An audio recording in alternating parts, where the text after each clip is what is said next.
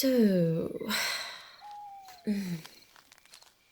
this looks like a good spot to rest one's ass.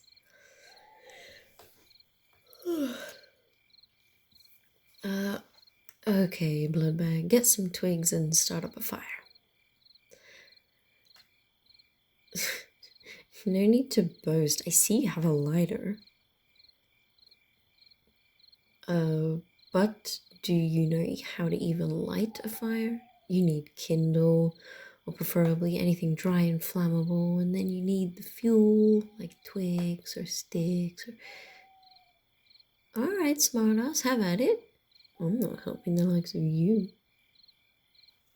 I can do it myself, yeah.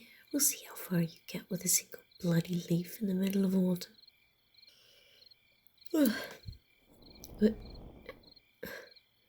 anyway, good job on getting something so simple done. So, we'll be heading out at first light. We've no time to... Scratch that. I have no time to waste. Hey now, don't look at me with that regretful expression. We've only been walking for 6 hours. And we're only stopping because it's getting dark. And you need to rest, so thanks to you, the trip will be twice as long. Ah, well, I don't hate you for it, just annoyed.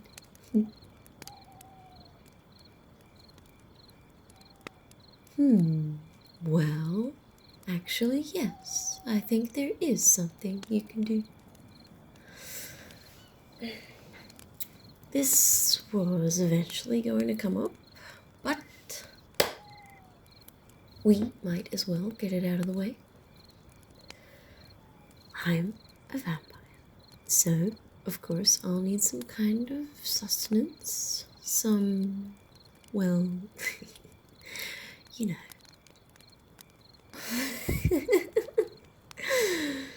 What did you think? That I'd let you tag along without any expectations? You thought I'd be hunting squirrels and deer on the way? The price of me being so generous as to let a human tag alongside me is your blood. I cannot function properly if I don't feed, and as disgusting as animal blood is, I'd have to empty the entirety of Tungus National Forest in order to be satiated for a week. Okay, maybe that's a bit of an exaggeration, but it would burn more fuel than it gives. Trust me, I've tried it many a time, and it never ends well.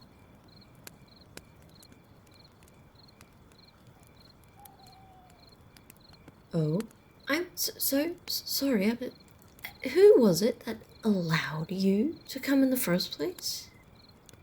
And who was it that practically begged to join me on this very long journey? That's right. The price to pay is letting me drink your blood whenever need be. And you can tag along. Ah, no. The amount I need shouldn't be of any worry to you. Your body will be long healed by the next feed. I'll only take what I require to continue going. Well, theoretically, yes, I'd be weak, but certainly not weak when compared to a human. Trust me, it won't be that bad. I've already done it once, yeah, and it wasn't that bad, from what I can recall. You actually seem to enjoy it.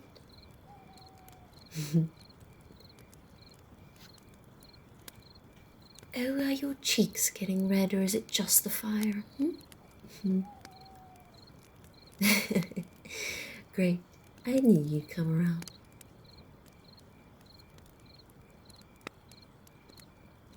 Oh, yes, that's right. There won't be any diners once we get deeper into the forest. Don't worry, I'll hunt some small rodents for you to snack off on the way. Okay, Hey, seriously? What's with those eyebrows? How is bacon any different from squirrel? It helps maintain the body, that's all that should matter. And once you cook it properly, killing off any harmful bacteria, you'll have yourself some dinner. Oh, don't tell me you're a vegetarian. Then I can't help you. You'd have to survive off of acorns and twigs if that's even a thing humans can do. Oh, lovely. Less trouble for me.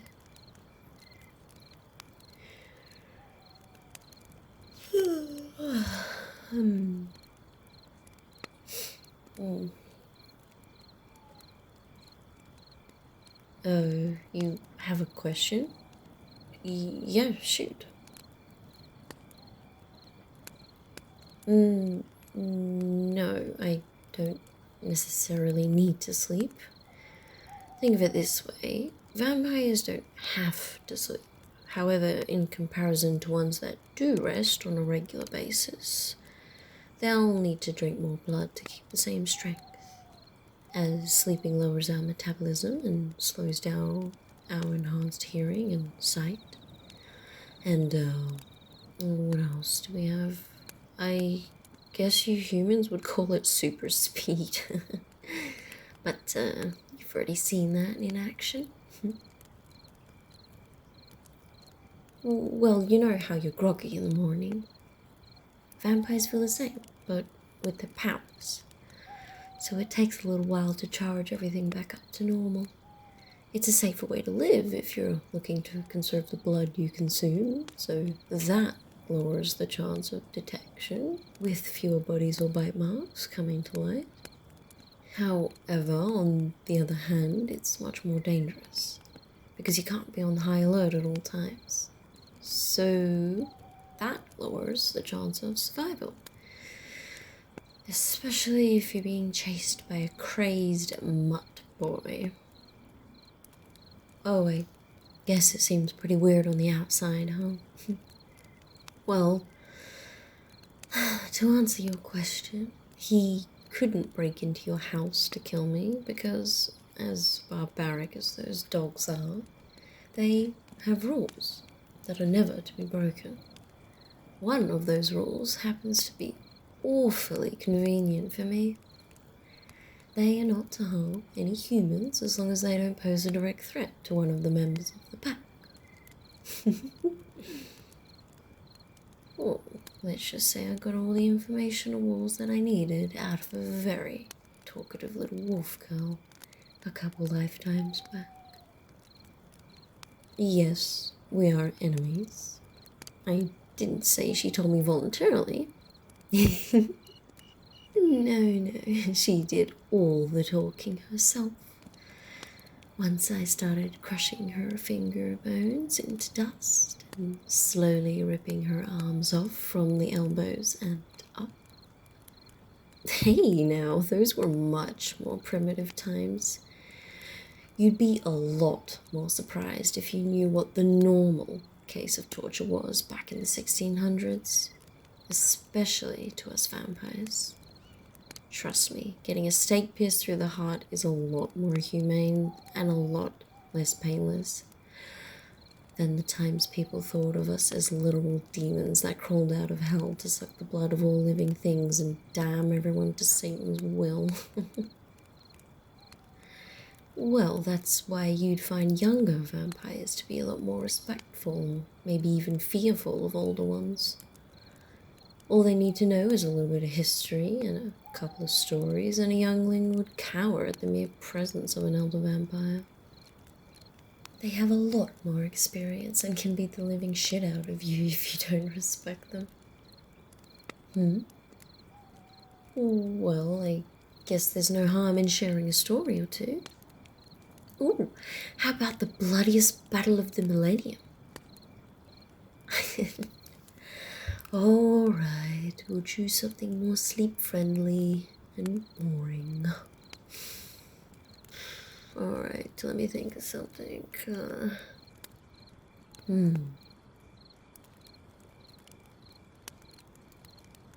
Ooh, okay. Maybe this will tickle your fancy. Okay, you all cuddled up in your sleeping bag? Okay. There was... Oh wait, I should probably get my story voice, hold on.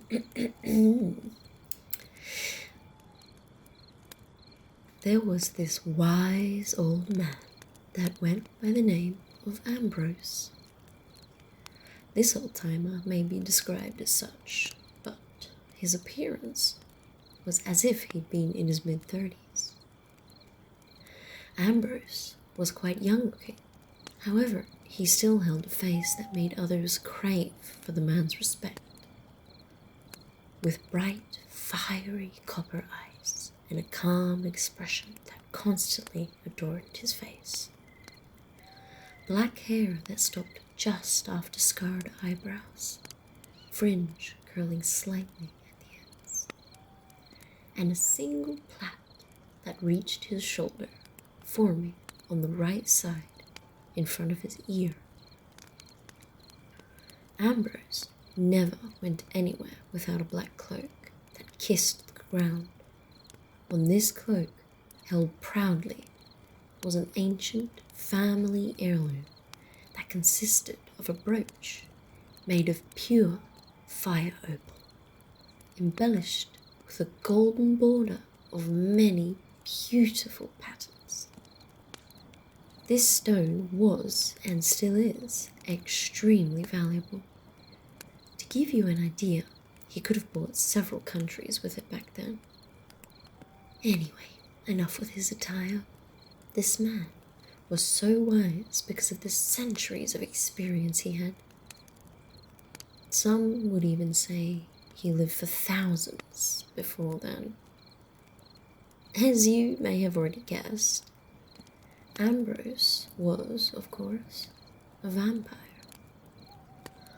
Although thousands of years ago, creatures like us were considered to be hellspawn, he was one of the kindest vampires known to any who dared to seek that far. He was very well known amongst the vampire community. There were yearly gatherings to celebrate his harmonious existence with mankind.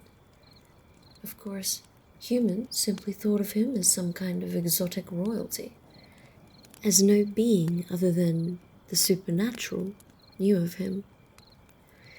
This included all vampires, werewolves, casters, hunters, witches, healers, elves, therianthropic creatures, and many more. All but humans, you see. So, the vampires travelled from across the world to visit Ambrose and join in celebration of his birthday. One would think that would be a fitting day to celebrate a great man's time. Ambrose was the first vampire that discovered how to erase a human's memory. This new known power, however, was only shared with his most trusted and loyal companions. He didn't want this information to fall into the wrong hands, as there were always evil beings searching for power, the kind of creatures that would stop at nothing to own the world, or just a part of it.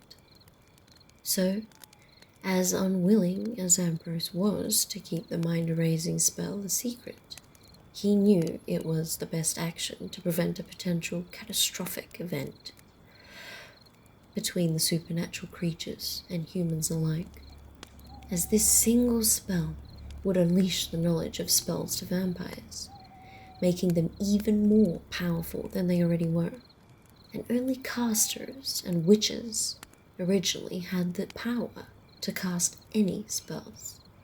It was unheard of that any other being could do so.